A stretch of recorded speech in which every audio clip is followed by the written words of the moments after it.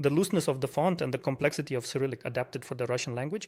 It's about somehow combining these things, these round O's and a bunch of square letters like N, which there are also a ton of in Cyrillic. You went to study in Switzerland, already being, in fact, an established designer. Luck doesn't bring you experience. They don't teach you anything.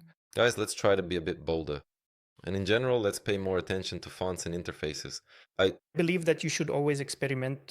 type designers are total snobs. Belarusian, Ukrainian, Russian, right next to each other are sets of neutral text with completely different characters. Either living in different countries or even just traveling between different countries. It's only then that you really start to understand how important design is. Hello, everyone. Today we're recording a new episode of the podcast about design. I'm Sasha Ustinov, the founder of the design agency Bears Brothers, also organize design meetups and conferences in Belgrade. And today our guest is Sergey Rasskazov. Yesterday he gave a wonderful lecture at our big conference. Thank you so much for that lecture. He also led a workshop on logo creation. It's a really, really great story. And he found time today to record a podcast as well, which is awesome. Thank you so much for flying in from Switzerland to Belgrade. I don't know, is this your first time in Belgrade or have you been here before? So tell us a little about yourself, because in different places you're described a bit differently. I think it's best if you introduce yourself, and I believe we're going to have a great conversation today. Thank you for the invitation, Sasha. Thank you to everyone watching, and thank you to Belgrade. This is actually my very first time visiting here, and I must say that I was truly and deeply impressed by everything. The incredible audience and the wonderful people. It feels almost like a nostalgic journey back to the past, I would say. In short, I am a type designer at heart by my inner calling and also by my chosen profession. I have been working professionally as a graphic designer, an art director, and currently as a creative lead at a specialized creative branding agency. And essentially, my primary day-to-day responsibility in the industry is to be a designer. And by designer, I mean someone who knows how to solve problems. As a professional branding specialist, I am dedicated to solving complex business challenges. This comprehensive process includes performing extensive market research, carefully thinking about strategic naming conventions, and deeply considering the specific audience profile that needs to be established. Furthermore, I analyze the core values and unique needs of that target audience in order to develop highly effective projects that best meet the primary objectives and long-term goals of the brand. And that's what concerns creative things. But when I design a typeface, I also think about the mediums, the users, the culture, and the language. And besides that, I actually work as a producer as well. I produce all sorts of different cultural projects. In fact, Sasha, you and I are colleagues. I've also organized festivals several times in Russia. I keep thinking about creating something new in a new form, in a new environment. And of course, I organized various exhibitions there, did photo shoots, and for the third year in a row now, I'm producing a New Year's concert. And all of this, in general, I consider to be about solving creative and design challenges that are really interesting, and they simply inspire and impress me. To briefly sum up my professional journey, about 20 years ago, it's scary to even say that number, I once decided that I would become a designer. And since then, I've been following that path and growing. I've worked in branding as an infographics designer, was involved in urban planning, and constantly found new fields and areas where I tried to express myself and achieve some interesting accomplishments. Right now, at this very moment, what I'm doing is mainly I create Cyrillic typefaces for Western design studios and type foundries, expanding their character sets in their fonts. Most often, these are commissioned projects. Clients come to them with requests. Soon, though I can't reveal details yet, the Cyrillic typefaces I'm working on will appear on many of your devices. And at the same time, I've recently joined the agency 5x10. It's originally an Uzbek agency, but it's quite international, although it mainly operates in the Asian market. And that's also quite unusual. They have their own Cyrillic, their own Latin, and some unique market specifics. Plus, I feel like I have the opportunity to realize myself a bit as a design director there and to do some things as part of a team that I couldn't accomplish as a freelancer. Already as part of a team. Tell me, are you still involved in teaching in any way? In educational activities? Because I know you had your own school, you were constantly running courses, master classes, and so on. Are you doing anything like that now? I dream of doing it. You're absolutely right. As you said, I started teaching for the first time in 2009. And while teaching, I think it was in my third year, was teaching the fourth year, so to speak, at the university. So for me, teaching is a part of learning. I fundamentally disagree with the idea that you have to learn everything, know it all, and only then, as some gray haired, bearded professor, go and teach the young. No, I think the best way to learn something is to teach it. Because when you teach, you process a huge amount of material, you think about how to structure it, how to explain it to others. You study a vast amount of information again, and then you present it once more, and you repeat it, rephrase it, then you see people's reactions, their understanding, and you also learn from them, from the options they suggest. So it's a really great thing. I would recommend everyone to give lectures, not to be afraid, not to worry that you're not perfect or anything like that, that I don't know something that I might have. Imposter syndrome, ignore it. Yes, because to put it simply, right now I'm not teaching, simply because I don't know what else I could learn.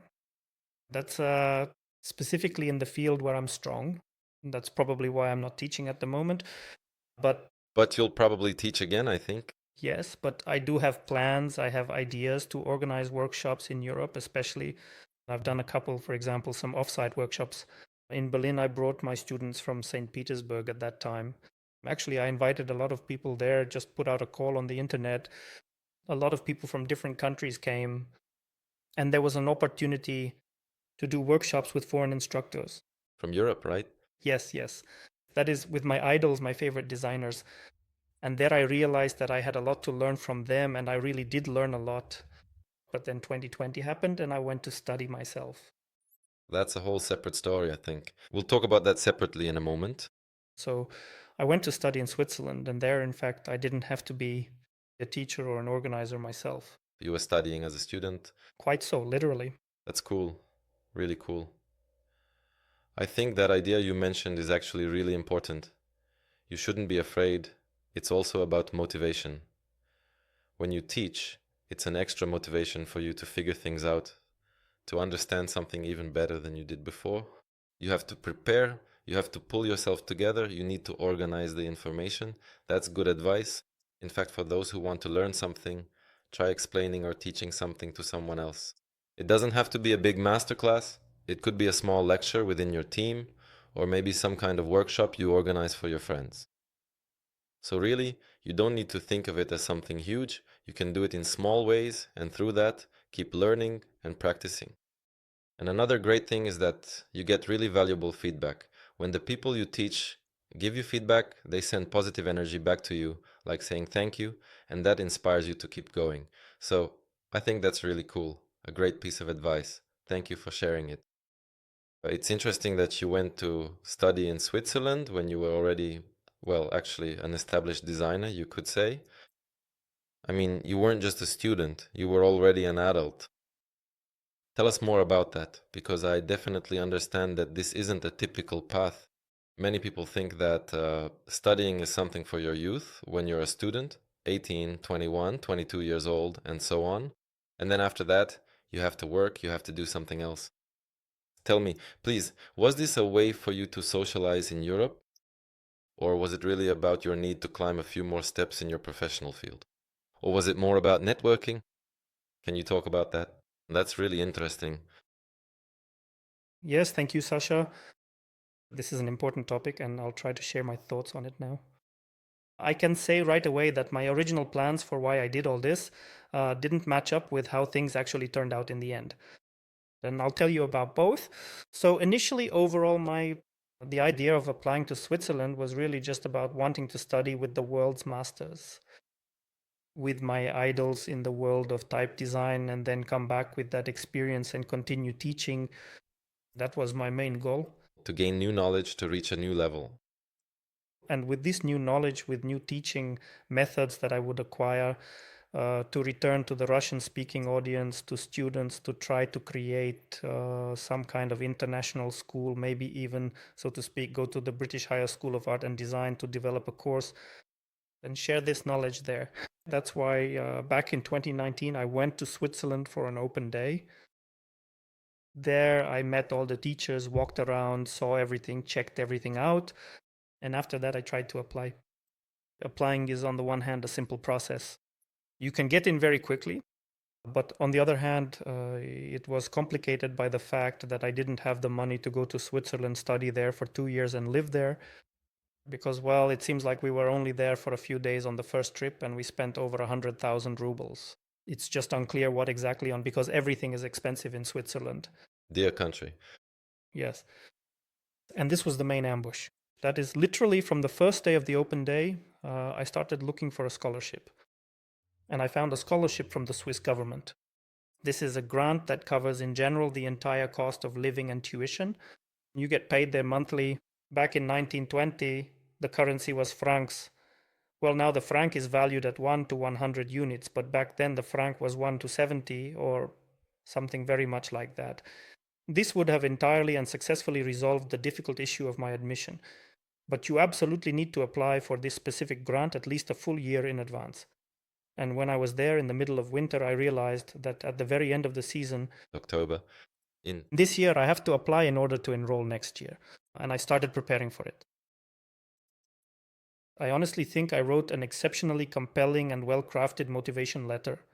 Previously, I was genuinely concerned and deeply worried that I wouldn't be able to successfully secure this scholarship.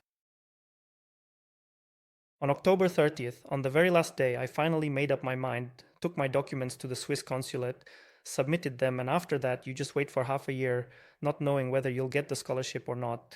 So I had already been accepted to ECAL, the school where I studied type design, for a master's program called Master Type Design. And then I got accepted around April, I think, and I was waiting for the scholarship decision in May. And even then, you still don't know whether you'll end up going or not. And then I suddenly received a happy letter saying that I got in, that I had been selected. So there's some kind of selection process as well. Yes. So you send them information about yourself, explain why you need this scholarship, and they review it and choose the person who, in their view, deserves the scholarship. They're ready to give it. Yes, so you attach your portfolio, a bunch of documents, your educational certificate with apostilles, with translations. And most importantly, you show your portfolio and a motivation letter. So it's possible, but you need to make an effort and think about how to present yourself so that you get noticed. Yes, I think the motivation letter plays the most important role. And then I found out that I had received one of the 10 scholarships for Russian speakers. So in total, there were about 170 of them awarded worldwide that year, just so you understand. That's for the whole world, across 80 countries from which applications could be submitted. Yeah, I was a bit shocked that... That you were selected? Yes. Well, that just means you're a talented person, you got noticed. I don't know, honestly, I can't say. There's no way to define it or describe it, because after me, I helped a lot of people, gave advice, told them what to write, shared all my documents. But so far, even though I helped Russian speakers, people from Ukraine, from Kazakhstan, I think there was someone from there, and then from Germany as well, I helped everyone, but so far, no one has received it. I don't know. See, you're so talented. Hey, don't flatter me. Yeah. Well, it's okay, it's okay. You got in there, right? So you were just a student. You were a student, right? Tell me, what might be different? What's special about this school? How is it different from others? So the ECAL school comprehensively teaches all kinds of design, including graphic design or product design and jewelry design, as well as other disciplines. Multimedia, interactive, an enormous number of things. They have great master's programs there. But this is Switzerland, Swiss education. And of course, the level of teaching, the level of technological opportunities. I mean, the space itself, the school, the workshops, you can do anything you want there. You can use all the resources. So when you see the graduation projects, for example, in product design, you come in and there's a diploma project. It's a finished chair with leather upholstery, wooden with bent wood. However, the student wanted to bend it. Or for example, he has a radiator, a heater, and this heater is actually cast from cast iron using the real technological capabilities that the school has. And not just a 3D model printed on a 3D printer, as is usually the case. A real finished object. Yes, and the same goes for the graphic design workshops. They have a letterpress, silkscreen printing, relief printing, all kinds of printers, ultraviolet printing and more. So you can use all the printing capabilities, for example, when producing your own diplomas or projects. And these technological facilities, everything there is modern and new, are already a resource in themselves.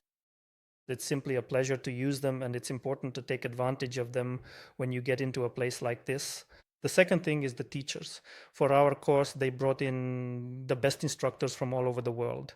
They just paid for their tickets, and these instructors held workshops for us, gave lectures, and taught courses. Actively practicing their skills. Designers from agencies, really big agencies. For example, we had Bruno Mag, a type designer from London. He has a large agency, and they create major custom fonts for all the well-known agencies. Bruno was kind of our first tough client, very strict, very demanding. He made sure we always met our deadlines precisely, that we handled tasks properly and could plan ahead. Plus, we had the assignment to create a typeface family with italics, with serifs and grotesques. All possible styles with a huge character set, and the task was set. Here you have 15 people, students. Actually, I think it was 13. So we had to assign roles within our teams to complete this project.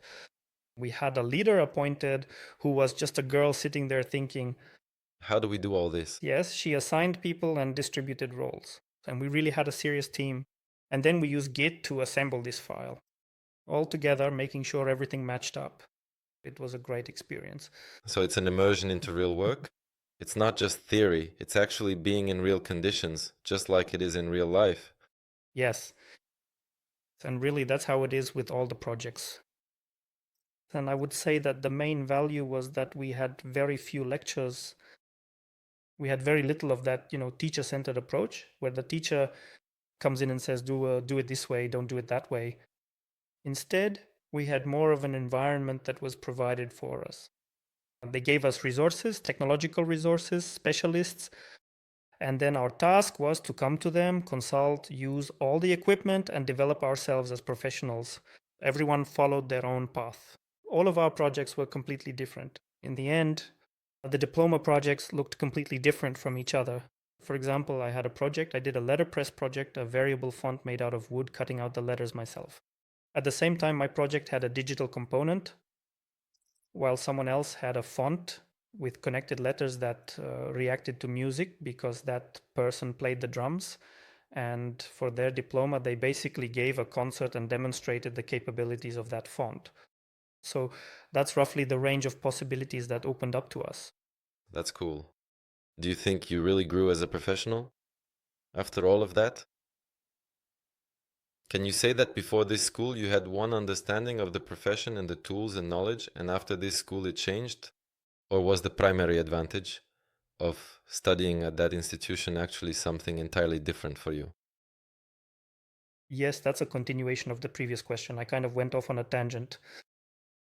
Conceptually, to answer your question about why I even went there in the first place, yes, my goal was first of all to grow, to gain some experience. I didn't have the goal of just finding some kind of networking. I was hoping that I would become a part of that environment, communicate with colleagues and classmates, meet a lot of specialists, but unfortunately COVID hit.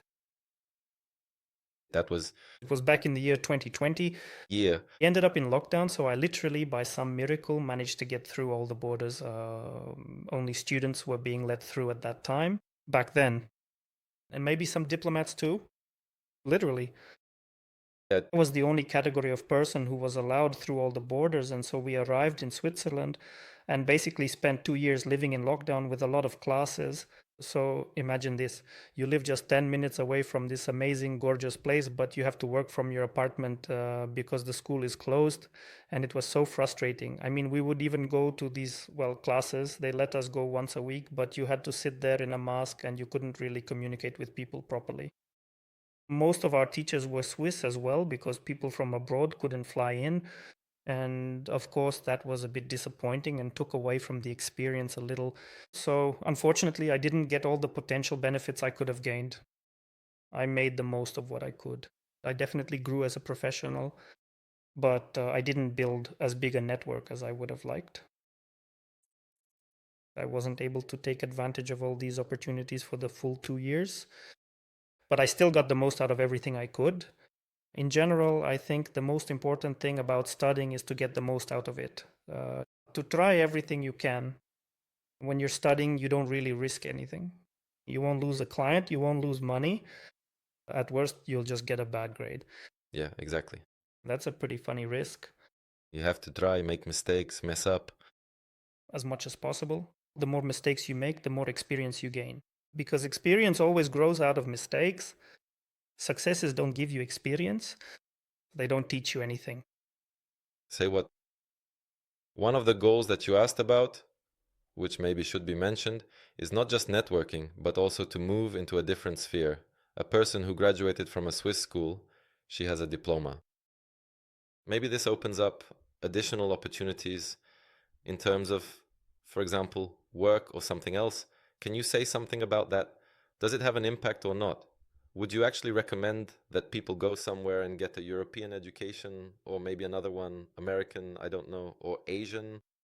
I don't want to discourage people because it definitely opens a huge number of doors, a huge number of connections.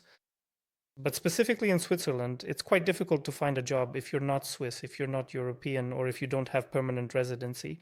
These are the three things that this makes the job search much more complicated, because even if you studied there, even if you were a student, you still need to get a quota and fall within that quota. The number of quotas in Switzerland is very strictly limited. Plus, this quota is distributed in a certain way. First, the job is offered to Swiss citizens. If no Swiss are found, it's then offered to citizens of the European Union, the job position, and only if no one is found. If the vacancy isn't filled by Swiss or Europeans, then the position is opened up to everyone else. And employers don't want to deal with all this hassle. And this immediately creates a very strong limitation. And even if you can go through all of this, if you don't have permanent residency and only have a residence permit, they still don't really want to deal with you. Well, because Switzerland is a country of designers, there every second person is a designer. So in reality, when they see that you're not from the EU, even and no matter how great a specialist you are, it's just easier for them to hire their own. Well, maybe with a Swiss diploma you can find a job in EU countries or something like that. Yes, I'm sure a Swiss diploma opens a lot of doors. In my opinion, it's one of the three most prestigious design schools. Of the existing ones, at least among those that teach type design. So for me personally, it's in first place overall. But if you look at it objectively, the top three are more or less equal. Name them. Well, actually, I believe that there is a very specific international school located in the city of The Hague where they teach type design. That's Capco. And they have the type media course there. There's a school in England called Reading where they teach a slightly more academic approach to type design, less experimental. And the most experimental type design is taught at ECAL in Lausanne. There are also a few more schools. There's one in Nancy, one in Amiens, both in France and both very good. They're really developing fast with lots of experimentation. These are type design schools with courses that last 2 years, I think, both of them. One of them is almost like a doctoral program, or at least close to a PhD.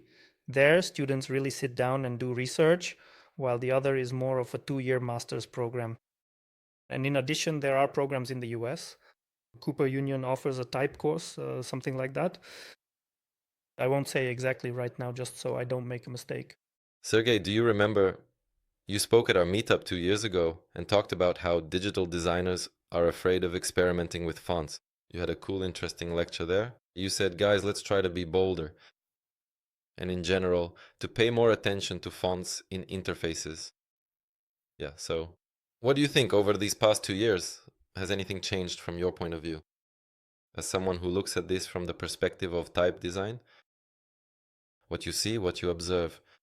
Or is this problem still there? And should digital designers still think about learning something new?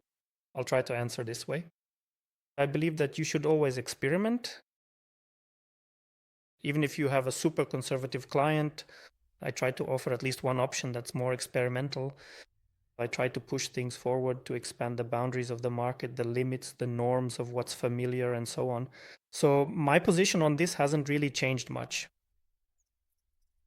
As for type design, I think it's simply a matter of age. When I was studying, most of the students there were younger than me. They were about 7 or 8 years younger than me, meaning they had just finished their bachelor's degrees, while I had already spent 10 years working in design after my specialist degree.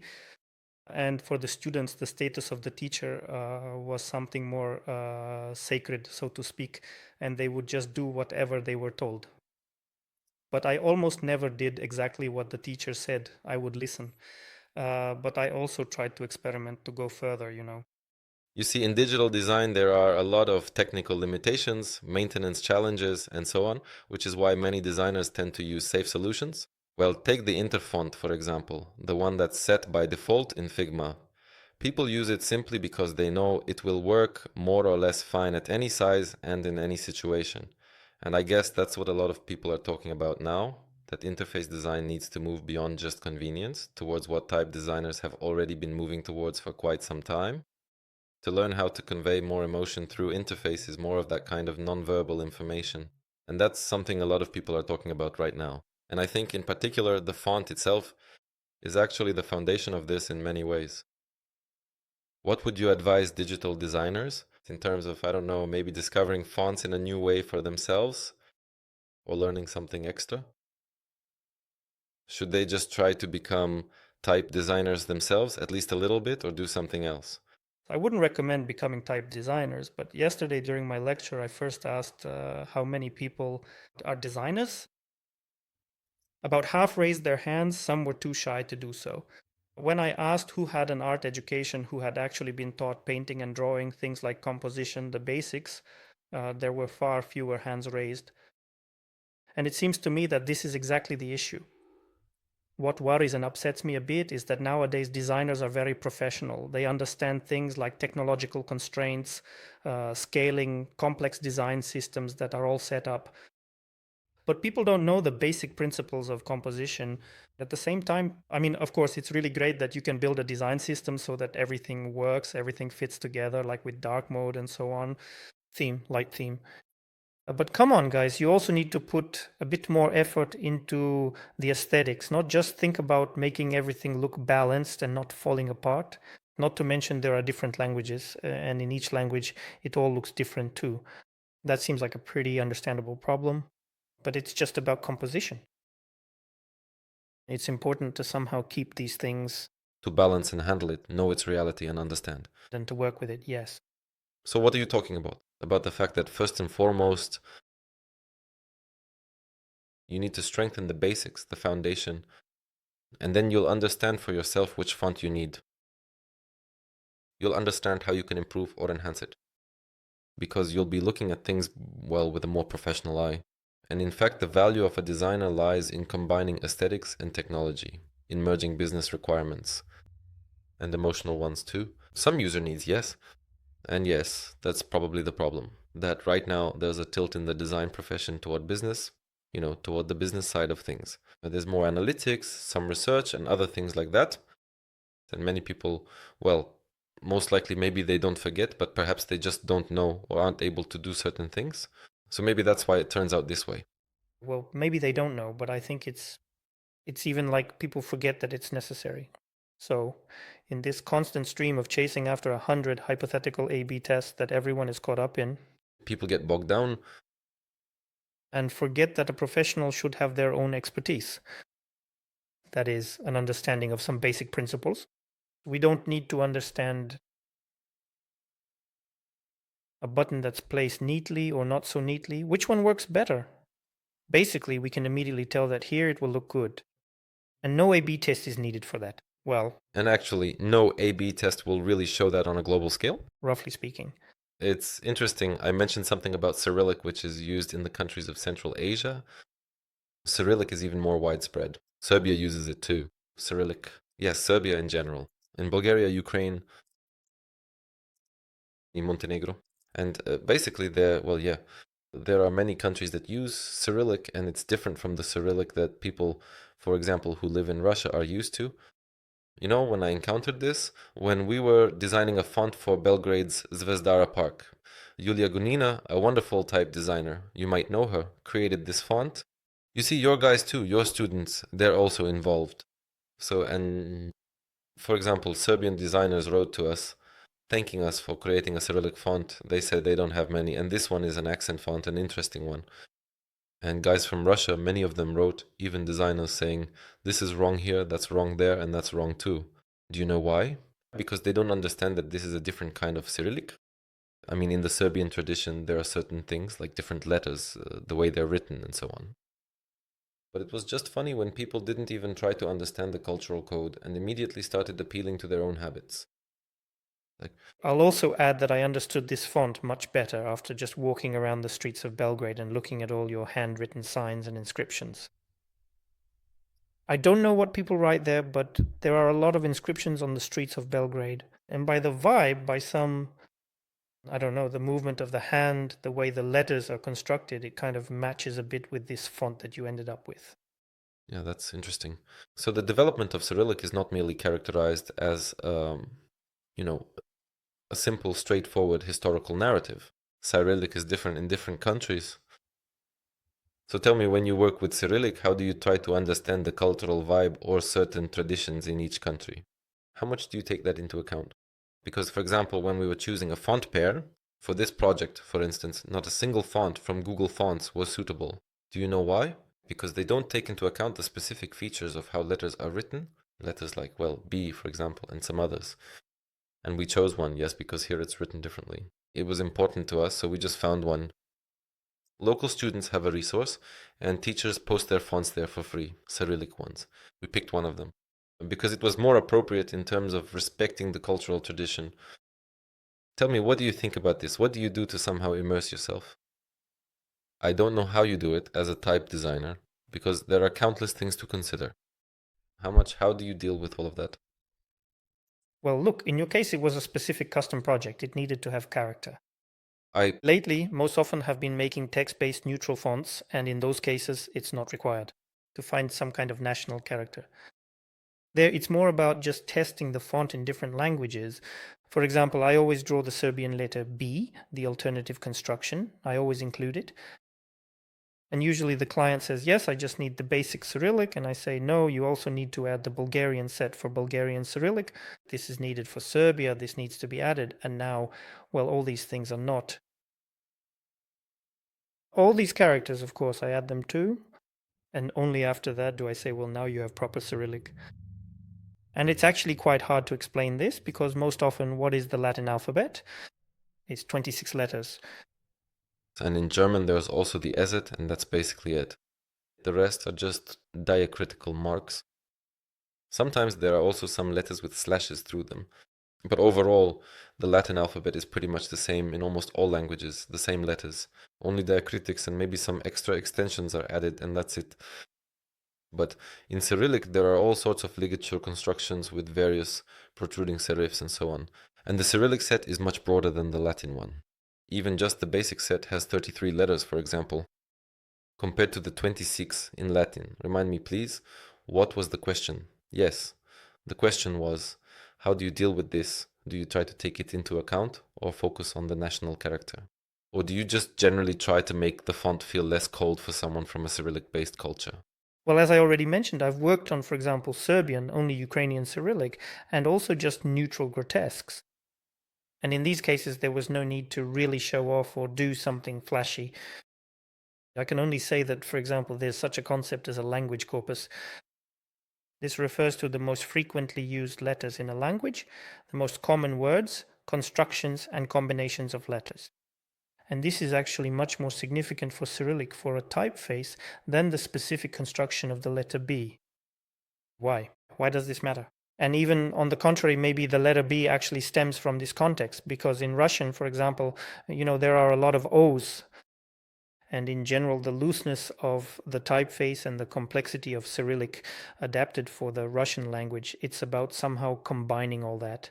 All these round O's and a bunch of square letters like N, which there are also a ton of in Cyrillic, these necks. We have a lot of them. N-O-S-H, the soft sign. But for example, in Serbian Cyrillic, you probably have a completely different language corpus, and other letters are used more frequently. And perhaps precisely in order to harmonize with these other letters, the letter B takes on a different construction. In other words, it didn't just acquire this construction by chance, and we have to somehow come to terms with it. It comes from the need to combine with the other characters that are most frequently used. A vivid example of this is, for instance, Czech. English uses the Latin alphabet, right? They use the Latin alphabet, and usually the Y or Y is kind of triangular. Yes, yes, yes.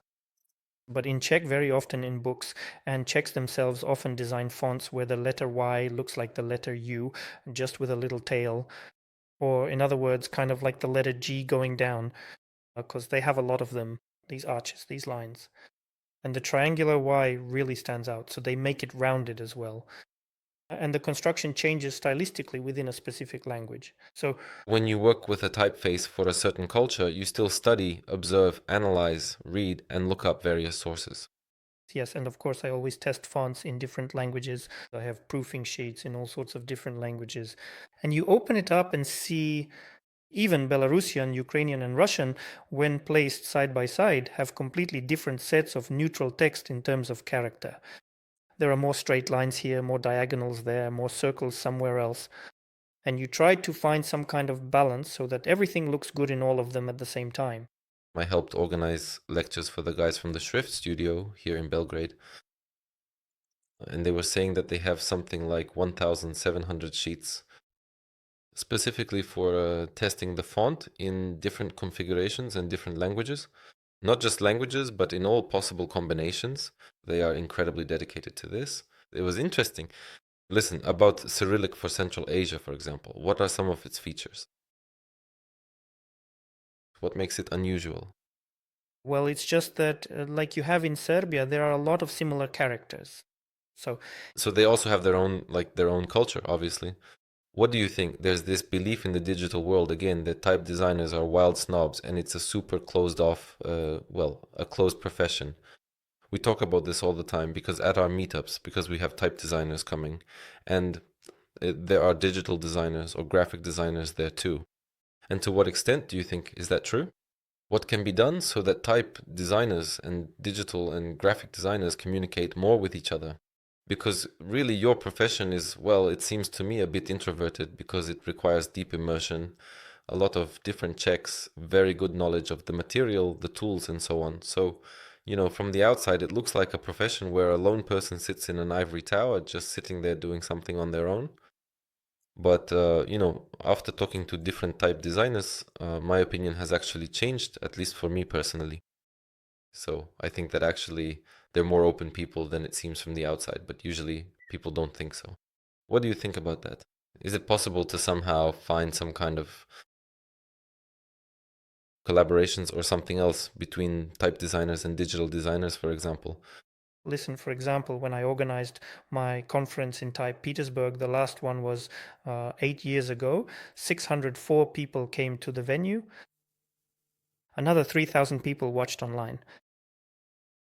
Of course, not all of those 604 were type designers, maybe just a couple dozen of them. There were a couple dozen people there. And online, of course, it wasn't type designers either. It was designers watching. Other specialists were watching too, other designers from different professions to better understand the tool they use every day. What technologies are being developed there? New ones, to understand how to use these fonts and so on. And I think the interest in type design among other professions is quite high. I haven't seen any problem with this kind of interdisciplinary interaction happening. Because, as is common now, many conferences, including yours, create several tracks to please everyone. It allowed people to move around. So that people could choose whom they wanted to listen to. And usually when I come to such a multi-track event, I just walk into the first hall I see, because it's important for me to learn something new, not to come to something that's familiar and old to me. I mean, that's how I used to go to a huge number of events before. To conferences in Germany, there was something like the Berlin conference. It was called something like, well, Font Around Font. And you just show up and accidentally discover some amazing specialist there. Not necessarily in fonts, but just a great expert. And here, I guess, I would just wish for us to be a bit more open to neighboring professions, to be curious, to see what others are doing. When I was younger, I used to go to lectures on architecture, interior design, music, even on anything I possibly could, because the more you know about what people in related fields are doing, the easier it will be for you when you need to collaborate with them. Plus, there's networking. I found a huge number of clients this way by attending events that aren't directly related to my profession. Because the broader your perspective and the wider your circle of communication, the better. Honestly, the very best and most professional clients I have ever had in my entire life were actually found at a wonderful travelers networking event that was organized by the team at Avia Sales. I see. I think you're just an amazing example of a person. By the way, that also inspires me to be more open. I watched how you ran the workshop yesterday, how calmly you communicated with everyone, how you explained things in a friendly way, gave advice, and how open you were. Honestly, I'll say, sorry, but I think you're not a typical representative of the profession, and it's not even just about type design. In general, in the design profession, because a lot of designers, at least outwardly, are very closed off people who are intimidating to approach. Sometimes, well, it's great that you're not like that, and it really inspires me. I don't know, I look at you and learn something from you. Well, those are really good tips, yes. To be open, to explore different things, even things that aren't directly related to what you're doing right now, in order to discover something new, something interesting. I think that's very important, especially for beginners, because this openness is exactly what gives you the opportunity to grow. I still notice that I'm on the other side of the stage during conferences. And you know what pattern I've noticed? The really great designers who come, they openly listen to things, even things they might already know. I'm sure that when a top professional comes, most likely they already know the topic that's being discussed on stage. Or at least they've heard about it, right? So for them, it's not something completely new or a revelation. But I see how truly great designers listen attentively, ask questions, and I think that's what sets them apart. Because there's another category of designers who say, oh, I already know all this, I'm not going to listen, I'm not interested in any of it. This, I think, is exactly an indicator of openness or closed-mindedness. A person is truly great and cool precisely because they are open. Even if it's something he already knows, he'll listen to it again, new thoughts will come to him, he'll discuss something later, and so on, and he'll find something new for himself. And I think this is such an important factor that we shouldn't forget, and we should strive to be that kind of person. Like Jobs said, remember? Stay hungry, stay open, this will help you. Tell me something else interesting. You have an interesting experience of living in different countries, in different regions. How much does this allow you to get inspired by something? Again, let me give you an example from my acquaintances. She lived in Russia, in St. Petersburg, then in Stockholm, then in Belgrade, and now she's in Canada. And she gets inspired by the fact that she pushes the boundaries with fonts. Just a bare font about Belgrade, Shift, or something else. To what extent does your environment inspire your creativity? What advice can you give to designers in terms of moving around, getting new impressions, new emotions, and so on? Well, first of all, I would recommend, though it might sound banal, to travel, to see the world, to experience different cultures and so on, to build up that experience. Because there are even designers who say, why should I go anywhere? I know everything. Everything is right here around me. But I think traveling is fundamental. And on top of that, it's also great to collect things. Anything at all. For example, I collect posters from my travels. I see a poster somewhere, the event date has already passed, but the poster itself is really beautiful. I realize that by tomorrow it'll be covered up with a new one. So I take it down and add it to my collection. I already have more than 500 of them. You can collect other kinds of artifacts or even just collect photos of these design objects. It's simple, nothing complicated about it, but bringing back some kind of experience. And this experience, for example, when I walk down the streets and look at posters, I can immediately tell which one is the most interesting. I come closer, look at how it's printed, how it's.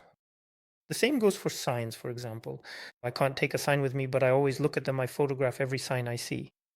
Often, when I look at the photos later, I notice someone in a window gesturing like, don't photograph me, thinking I'm taking a picture of them.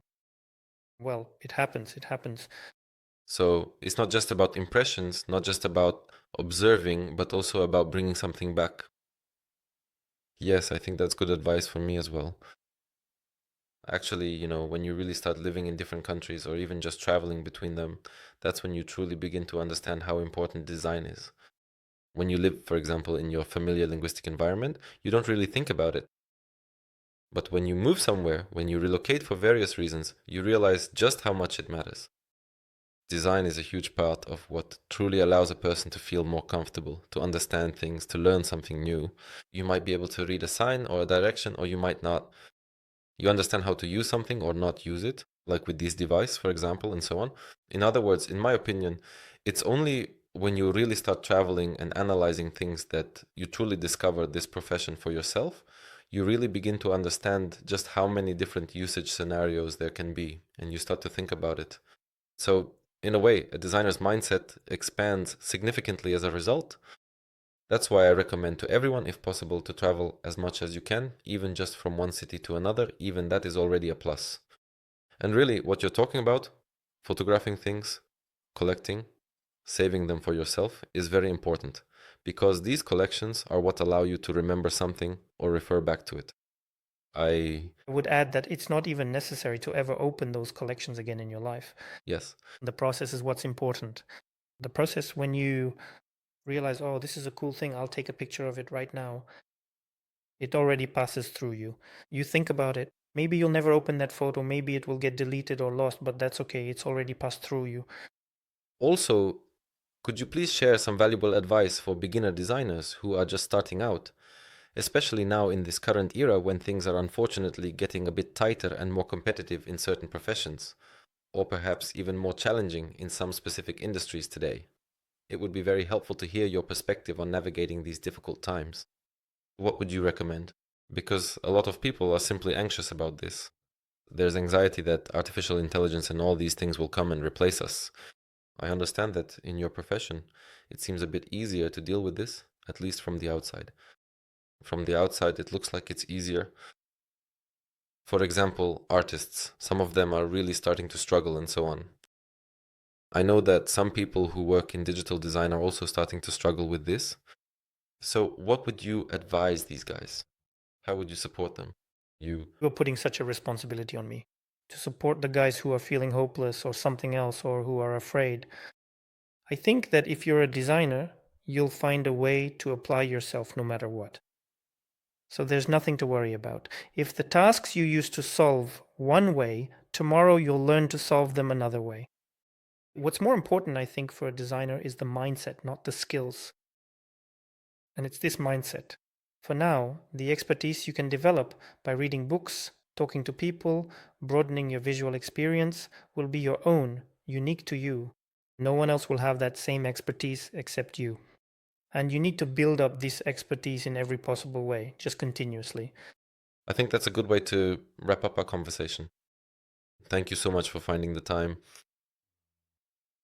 Thank you, Sasha. Thank you for coming to Belgrade and giving your talk.